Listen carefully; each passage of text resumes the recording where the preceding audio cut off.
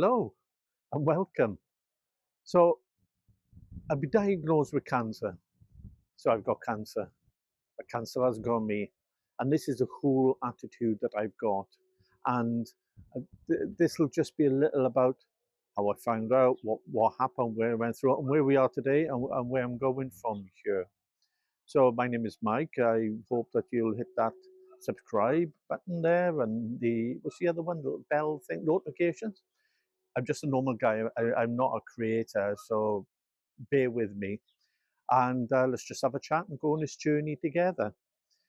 So, how did it all start? I had a few days where I didn't have a poo. I was constipated. My stomach started swelling. I was in a little bit of discomfort. So instead of going to the GP, no, I went to a pharmacist, and I said, "Look, I need some laxative thing. Can you give me something?" So we had a little chat. The lady in the shop, very nice person, gave me a product. I bought it. I tried it. No change. So by the time I went to the GP, explained what was going on, and explained what I've done. I took it along. I said, "Look, I've tried this," and so then he explained how that product works and what he could recommend instead.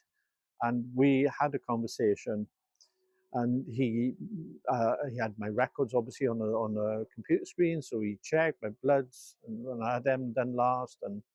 And here in the UK, I'm in Wales, we have the NHS, National Health Service, and there's protocols for all sorts of different things. And so I followed the protocol, and so about 5 months earlier, I had one of those. We get when you're over 50 in Wales, you get this thing sent to the post for you to test your poo. So you put a little stick in it, send it off to a lab, and then jobs are good, and they say, "Yep, everything's fine, hopefully."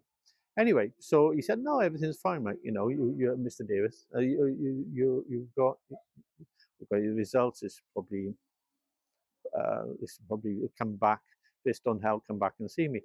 And I said, "Look, I feel like something else is going on." And he asked me what I was afraid of, and I said, "Look, I think something more is going on. Is something else we could do?"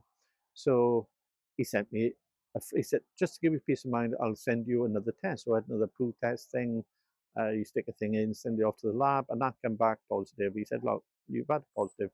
I'm now going to refer you to uh, a, a scan, a colonoscopy." And I will be going through details with that. But the basically, couple of days before you get this pack in the post, couple of days, sorry, the day before you do to have the procedure, you have to drink this stuff, and you've got to stay close to the loo. So my top tips for that are stay close to the loo and make sure you've got some sort of charger thing for your phone. And I'll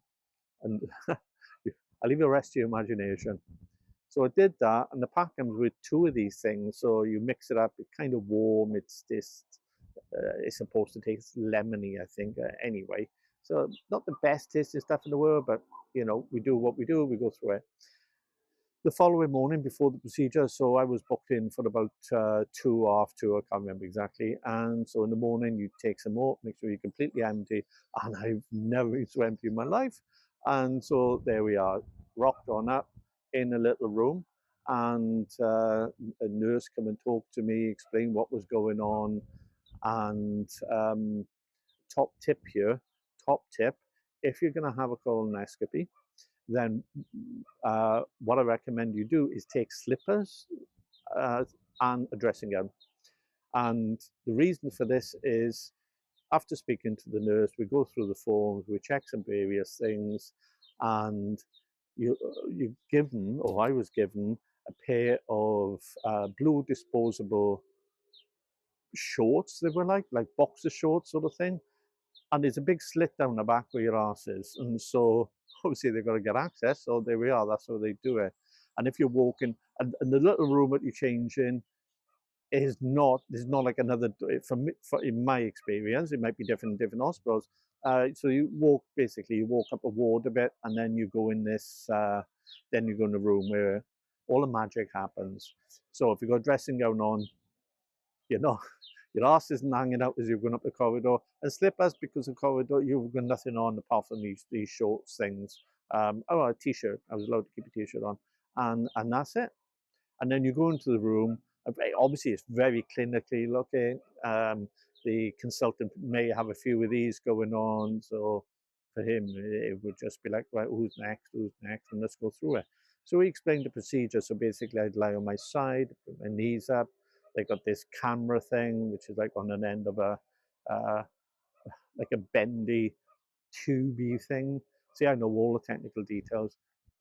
And then there's a TV screen that he's looking at, and you're lying on your side, and there's a TV screen for you to look at, and then you can see this camera thing going through you.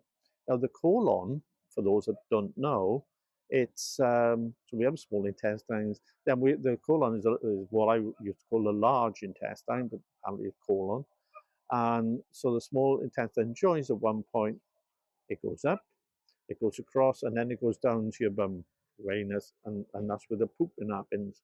So when it goes first in, no trouble at all. It goes in, and then it gets to the bendy bit, and so it's got a bend around the corner, which isn't particularly pleasant.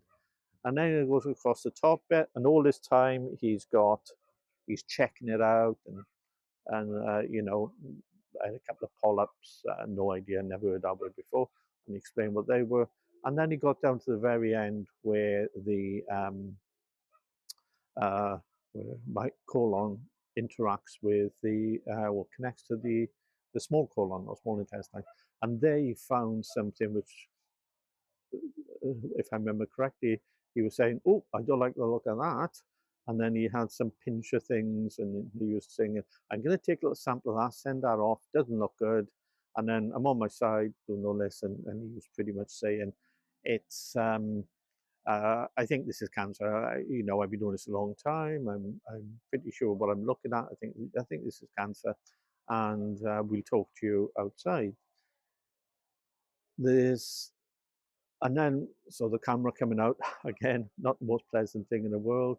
And before I went in, before I walked up the corridor, the nurse offered me three options. The first option was a sedative. The second option was gas and air, so I can just have this thing that I breathe in just to help discomfort. And the third option is nothing at all. And just being straightforward guy. I asked if it's going to be an issue. Was it like, because I got no experience of this, and then I said, oh, it's fine. Most people are okay with just gas in it. So I got, let's have that. If I have it again, and it's more than likely I probably will, I'm going with the sedative. I'm absolutely going with the sedative because I'm not used to having things go that way, you know. And so, if you know what I mean, there. So it's, but it's going around the bends, really uncomfortable. It was uncomfortable for me. I was a lot heavier then, so I don't know if that affected the angle or how things move. I got no idea, but really uncomfortable. And then the camera comes out, the room is full of people. So you've got the consultant, you've got the nurse sitting near my head, you've got some other nurses listening to him, and you can hear everything going on, obviously. And then you go in this little room, he said. So you go in recovery. So you go in recovery, lie down, and you're encouraged to trump. So you're encouraged to fart and pass wind. Because they put air in to make it easier for the camera to move around.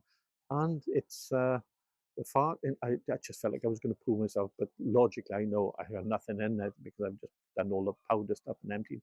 And so it was in a little room then. So I was in a mini ward, some other people, we've got curtains between us. Uh, Everybody's enjoying a good fart, and which in itself is a bit funny. And then I got dressed. I went into the room. There was another little room, a consultant room, or I had a friend who came with me, and she was in the room with me. And so there was us two, there was a consultant, there was somebody else, a couple of nurses, and very cramped in this room. And he basically said, "Yep, I think you've got colon cancer. I'm going to send this off for biopsy." You know what I'm talking about. And I'm quite experienced at this. This is all the words he was using. And from then on, for the next few days, everything just became a blur because immediately arranged for me to have a CT scan with some dye um, going around my body so they can see, is it just in this area or is it spread to other parts of my area? And so I had that a few days later. The following day, I was in some sort of prehab thing where so I was measured, my BMI was taken, my blood pressure, all this kind of stuff. And the following day, it felt like I was having exactly the same, but it was, well, what do I eat? Medication? Do I drink? Do I smoke? And all this sort of day-to-day stuff. And so what happened basically then, it's just looking at, am I healthy enough to have an operation should one be required? So the biopsy's gone off now, so I'm just wait. And this is the biggest problem I found. It's a bit of a waiting game, and that's the worst part. The waiting is the worst part. And so anyway, um, with the results come back, and at another meeting, um, the results come back, and the consultant, I forgot actually, the consultant in the first room said, "What concerns me is your weight, and an operation might be difficult. The recovery might be difficult for you, so we need to get you to lose weight." So I was put on this exercise routine. I went to meet some people who were all really wonderful, helpful people, and I've skipped a bit there. So I'm now back to sitting in a room getting the results. So I'm sitting in a room again. My friends come with me. I'm sitting in a room. There's a consultant. There's a nurse there, and he's looked at all the information. He's looked at the biopsy. He's looked at the footage from the colonoscopy and the scan results. And he said, "Well, the good news is," he said, "it, it he said, this is you have um, you have cancer, and but the good news is it hasn't spread anywhere, and um, we can operate pretty much next week." And I said, "Okay, that's fine." And I'm up for that. I just mentioned, I said, I, "Can I have something for the insurance because I got a holiday booked in a couple of weeks?" And he said, "Why don't we delay it? Because you've we really ideally could get you to lose weight, so it's safer, so it's it's a lot easier." And this was a couple of weeks after the colonoscopy, and in the meantime I'd been approached. I had a meeting with some fitness people, the prehab team, and so I went along to that. I started going along to their circuit training, which was a couple of times a week. I joined the gym so I could do some stuff independently, and so I started exercising. I started losing even more weight. My weight loss I started 6 months before, which was great, and I may seem like I'm jumping around here because I'm trying to remember. I deliberately haven't got a sheet of paper with all this on because it's this is, I want it to be like a conversational style. So if I'm sitting down with you in a pub or for a coffee and you say, "Hey, Mike, what happens? What's it like?" And I'm going to say, "Oh, well, this is my experience, and it's maybe different for you, but this is just my experience." So the next thing then, so I'm in a consultant's and saying, "Look, I got this holiday booked," and he said, "Go on the holiday, do the world good. It wouldn't really matter. The time difference wouldn't really matter." And I was going to be away for a couple of weeks, and then he said, "We can't operate for 2 weeks after you come back in case there's something going on, like I forgot what the name is now, a blockage or something like that. I can't remember what the name is. Sorry." Um, and then so we did that. And then so I went, had a great time every day. Every day I was walking, every day I tried to swim. And so I was very careful what I ate, didn't drink. And actually, I did have uh, On the last 2 nights, I did have a rum.